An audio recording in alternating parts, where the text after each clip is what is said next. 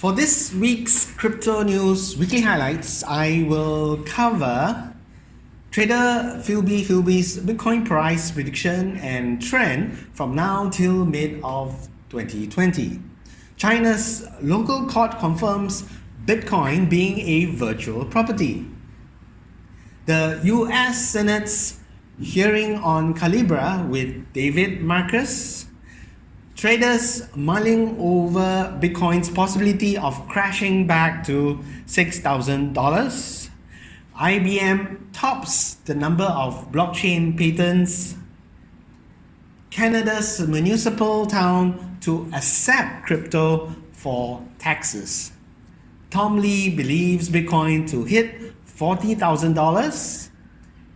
Hello YouTube, I am Eugene with Blockchain 360. Today is the 24th of July. If you find these topics interesting, I highly recommend you watch till the end of this video.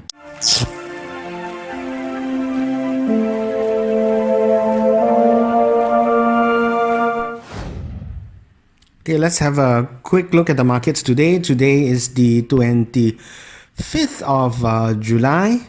Looking at CoinMarketCap, Bitcoin now just went above $10,000, leading, and the other altcoins now are in the greens. Well, they are usually green when Bitcoin rallies, but Bitcoin just broke $10,000 after it went down for a day or two below $10,000. So that's a quick look at the markets. Before I go into the main story today, I'd like to just go through a post by FilB-FilB on TradingView. Here on his post, generally he says that he mentions that he believes that Bitcoin modeling shared on Twitter, the combination of accelerated demand, interest, and awareness will give Bitcoin its structure, so giving Bitcoin the edge to go up for higher prices. He also mentions that based on the technical analysis that he has done, he believes that Bitcoin probably will need some time to consolidate before the halving, and he believes that Bitcoin will currently move sideways, suggesting that he believes that it will take some time. He mentions that Bitcoin has done a great job of destroying the resistance, going up from the lows of 3,000 over. He also mentions that he believes that Bitcoin likes to take time from the top to the bottom, typically half the time it takes before a new all-time high is reached, meaning in the recent bear market that we saw, generally Bitcoin will take its time up from the low to the all-time high levels of 19,000. This time taken usually will be double of the time that it took for it to crash from its previous all-time high to its lowest. So saying so, FilB believes that the price now will consolidate at its 7,000 plus to $10,000. It will consolidate for a while until it reaches, probably by the time it reaches its third Bitcoin halving, it will then reach its all-time high of $19,000. Okay, so this is what he is sharing. What are your thoughts on his prediction? Will it stay at this consolidation range for a while before it goes up further, pushing to its all-time high by mid of next year? So post your thoughts below. Moving on. In the past, China has not been a cryptocurrency-friendly country. Looking at its past restrictions on Bitcoin, China has banned Bitcoin multiple times in 2013 to 2016. China has banned Bitcoin exchanges in 2017. China puts a blanket ban on ICOs in 2016 to current. China has banned Bitcoin mining in 2019. Yet now the latest order from a Hangzhou internet court suggests that owning Bitcoin is legal. In fact, the court gave Bitcoin the status of virtual property. This occurred after the court was conducting a trial in an infringement dispute. Certainly after the court judge did his or her investigation into the nature of the flagship cryptocurrency, Bitcoin, realized that Bitcoin, being a blockchain-based ledger, is of a scarce virtual currency and can be used as a means of transferring its store of value. According to an official from the People's Bank of China, he made a statement to the Chinese newspaper Global Times saying that indeed Bitcoin is a virtual property, but it's not fiat money. The US Senate Banking Committee of the United States met on the 16th of this month again to deliberately on possible loopholes Facebook's Libra might have. The basic concern of the Senate about Libra is the decentralization structure it proposes to have, which means that most of US financial laws and regulations will not have a thing on it.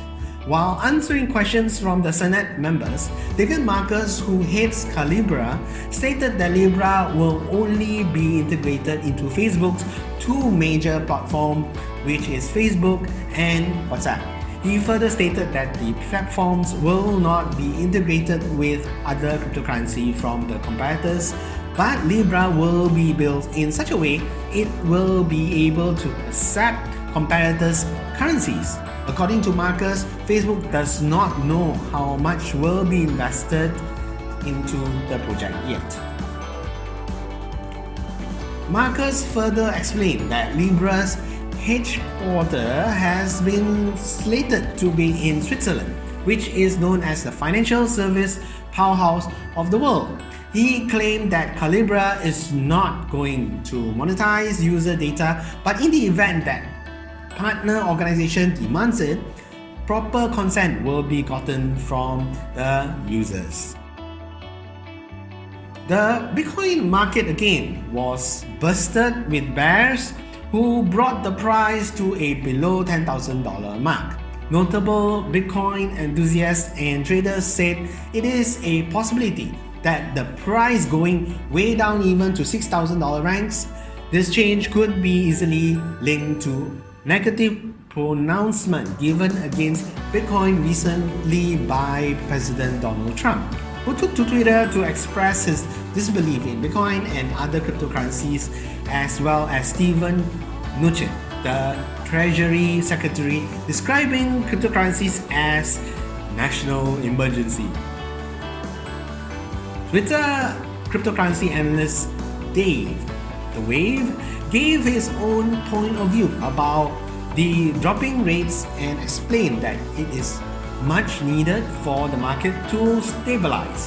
One of his followers asked him specifically about how likely it is to come to $6,000, to which he replied, "Very likely." Tone Vase, who is a popular YouTube Bitcoin technical analyst, also gave words on how the price needs to break the $10,000 and move way more down for a stabilizing upward trajectory of the coin. International Business Machine, IBM, the multinational technological corporation, has again topped the rank of owners of the filed patent in the crypto sphere. The company reportedly owns about 108 patent right on crypto, which signifies a whopping 300% increase as against 2018. The latest edition, which broke the news, was filed on the 5th of March and came with IBM stating through a document published with the United States Patent and Trademark Office that its focus now is on network security using blockchain-based technology. The company has reportedly been invested highly with an estimate amount of 160 million yearly and recently clocked a 5-year deal worth 740 million with the Australian government as its central technological partner. After IBM over runner-up companies including Bank of America with 53 patents, MasterCard with 43 patents, Intel with 35 patents, and so on. Canada seems to be on the edge as another one of its town moved to accept tax payments in cryptocurrency. The first town to set the pace was Innisfil Municipal in Ontario, which the latest town is the Richmond Hill. The local council of Richmond Hill decided through voting to sign a partnership agreement with a cryptocurrency payment service to help facilitate the collection of tax from its residents who wishes to pay in crypto. The cryptocurrency payment service firm called Coinberry, which also involved in the bringing to fruition the crypto pay process at Innisfil, the first local area to implement it.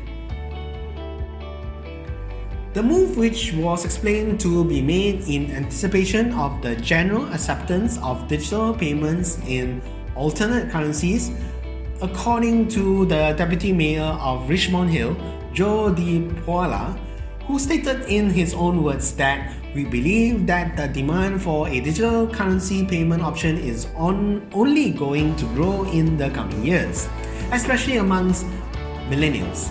He further explained that the Richmond Hill Local Council made a very easy decision to embed acceptance of digital assets as it saw the successful implementation of the digital payment set up by Coinberry in the town of Innisfil.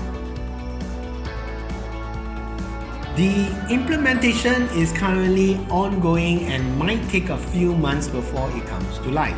The staff of the town working with Coinberry are to report back to the council in September. There could be a few problems though with payment process. Examining a scenario where the taxpayer forgot to change Bitcoin address used in paying his security tax and then used the same address to make payment for another service or product. This could cause hiccups, but it seems too early to start pointing loopholes in a project that has not been implemented yet. The publicity of Bitcoin and other cryptocurrencies, whether positive or negative, seems to be a good wave to ride on. This is evident as influencers of various digital assets are coming out to give a lift to their sphere, as President Donald Trump, in his usual way, via Twitter said on Thursday that he does not support the cryptocurrency movement. He further went ahead to explain that they should face regulations just like every other financial, or more appropriately, banking institution. Tom Lee, who is the head of research at Frontstrat Global Advisors, saw the attack as a positive note on the emergence of Bitcoin. He stated that on balance, it's a positive because cryptocurrencies and Bitcoin really are in the main stage now. Congress, the Fed, the President weighing in.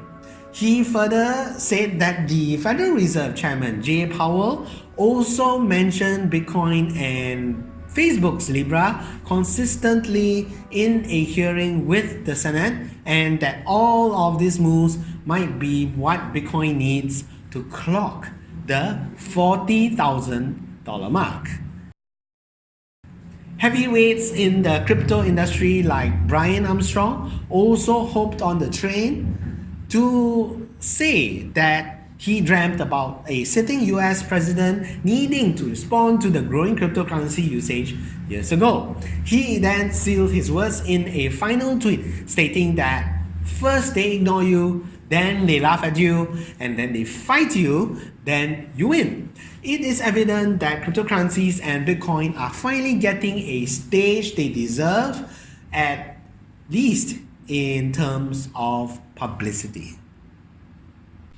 Before I go, just want to let you know that I do give free webinars on Bitcoin basics and on the blockchain. In my webinars, I do also introduce FPGA mining with returns of 10% or more monthly. I'm mining with Dunamis.